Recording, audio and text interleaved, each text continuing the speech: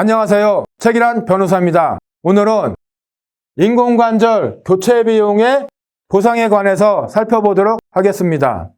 구독, 좋아요, 알림 설정 부탁드립니다. 대퇴경부가 골절이 되면 대퇴골두 무혈성 괴사의 발생 가능성이 높습니다. 그리고 무릎이 분쇄골절되면 분쇄 정도가 심하게 되면 무릎 기능이 상실할 수도 있어요. 따라서 대퇴경부가 골절이 돼서 대퇴골두에 무혈성 괴사가 발생하거나 무릎이 분쇄골절이 돼서 무릎의 기능이 상실된 경우에는 어쩔 수 없이 인공관절 치환술을 할 수밖에 없습니다. 그런데 그 인공관절의 수명은 보통 10년, 15년이라고 합니다. 이렇게 인공관절의 수명이 되니까 10년, 15년마다 인공관절을 교체해줘야 돼요. 언제까지요? 기대 여명 종료일까지. 그렇게 여명기간 종료일까지 인공관절 교체 비용을 보상을 받아야 됩니다. 그때까지 여러 번 교체를 해야 되기 때문에 그래요. 그리고 1회 교체 비용은 800만 원에서 900만 원 정도 됩니다. 그래서 반드시 인공관절 치환술을 했을 경우에는 향후 치료비를 보상을 받아야 돼요. 꼭 체크를 하셔야 됩니다.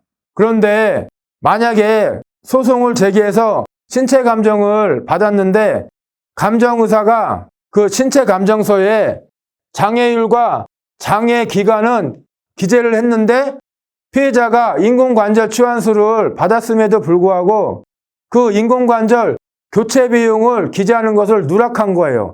그렇게 누락한 채 신체 감정서를 법원에 송부를 했어요. 그러면 피해자 입장에서는 어떻게 해야 될까요?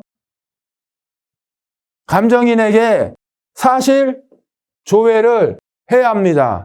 이 사실 조회는 뭐냐면 최초의 감정의사가 작성한 신체 감정서가 법원에 도착하는데 그 신체 감정서의 내용이 모순되거나 불분명하거나 어떠한 사항이 누락된 경우에는 다시 감정의사에게 이런 사항에 대해서 좀 더 명확하게 답변을 바랍니다. 라고 질문사항을 보내는 것을 사실 조회라고 합니다.